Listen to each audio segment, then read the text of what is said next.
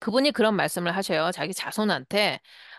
요즘 세상이 어느 세상인데, 와이파이로도 지금 다 모든 게 이렇게 다 가고, 그 다음에 눈을 떠도, 저도 그렇죠. 지금 이제 그 와이파이로 하고 모두 해가지고 세상이 지금 이렇게 다 천리말리 한 걸음에 다 가는데 귀신이 못 갈 데가 어딨냐? 이렇게 말씀을 하시더라고요.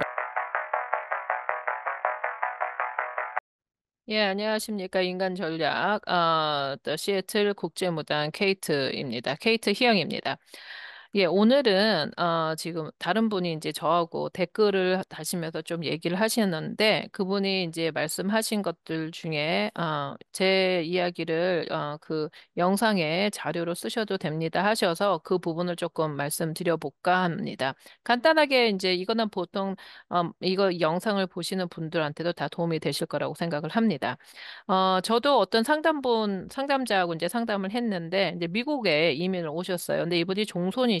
아주 요즘 정말 이렇게 대대로 아주 짱짱한 집안에, 이렇게 제사를 잘 모셨던 분의 종손이신데, 이제 이 미국에 이민을 오실 수 있으시죠. 그래서 미국에 이민을 오시면서 본인이 제사를 안 지내시고, 이제 막내 동생이 그 선산을 유지하시면서 제사를 지내게 되셨어요. 그랬는데, 저한테 이제 의뢰를 오신 거는 먼저 이게 뭔가 그 집안에 무슨 이렇게, 상담하실 일이 오셨겠죠. 근데 제가 처음 상담을 딱 한 순간부터는 뭐였냐면 제사였어요. 그러니까 이 상담자나 대부분의, 하물며 우리 무당 선생님들까지도, 이게 외국으로 나오면 내 조상신이나 내가 없다, 이렇게 생각을 하시는 경우가 있으시더라고요. 근데 사실 아닙니다.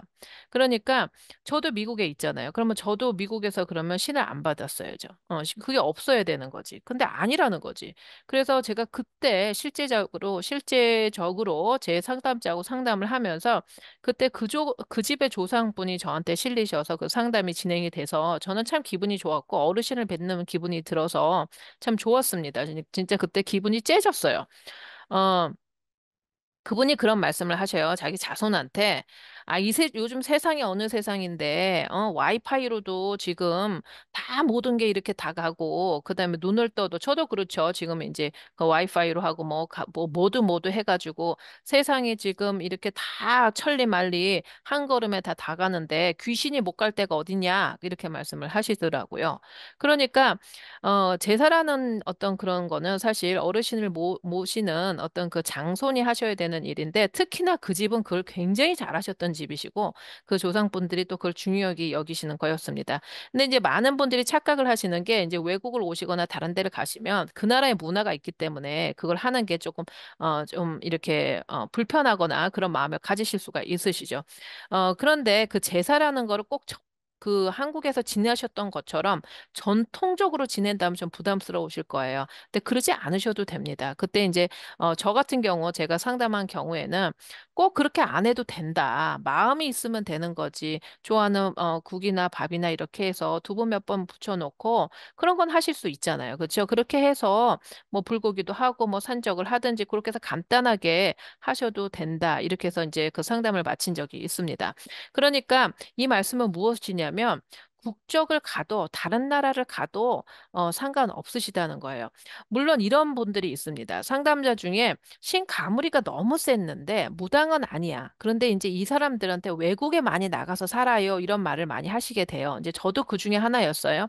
근데 결국은 만약에 이 무당 하시는 분들은 그러니까 내가 제자 생활을 하셔야 되는 제자의 라이프 스타일을 사셔야 되는 분들은 어딜 가도 돼. 어딜 가도 그게 되는 거예요. 그러니까 그게 이렇게 생각을 하셨으면 좋겠어요. 나는 어디도 도망 못 가는구나. 이렇게 생각하지 마시고 그거는 신을 굉장히 나를 혼내려 주려고 온 사람. 신을 받으면 아이고 처절하다. 이렇게 예전에 그런 인식 속에 있으셨을 때는 그렇게 생각을 하실 수 있지만 사실 신의 원력을 갖고 있는 신 제자의 라이프를 산다는 것은 굉장히 영광된 일입니다. 저는 그렇게 생각을 해요. 그러니까 남이 갖출 수 없는 그런 능력을 제가 갖고 그러므로 해서 여러 사람을 돕는 일을 한다는 거는 되게 영광된 일이라고 저는 생각을 해요.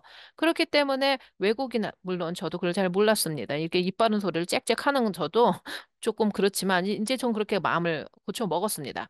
그래서 다른 데를 가도 오실 분은 오시고 하실 분은 하신다. 이제 그렇게 말씀을 드려서 여러분들이 신제자 되시는 분이 외국을 나가셔도 그건 하실 수 있고요.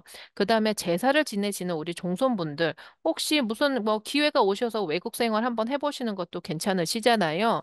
그런데 지내던 제사를 안 지내시게 되면은 만약에 그를 잘 얘기를 하셔서 어떻게 좀 이렇게 정리를 하시면 모를까 그냥 지내던 거를 임의대로 나는 외국 이민 가니까 이제 못 지내는 거다 해서 다른 분한테 넘기신다든가 본인 스스로가 어른들하고 합의를 안 보시고 그렇게 하실 경우에는 좀 어려운 공고를 좀 그런 게 있습니다.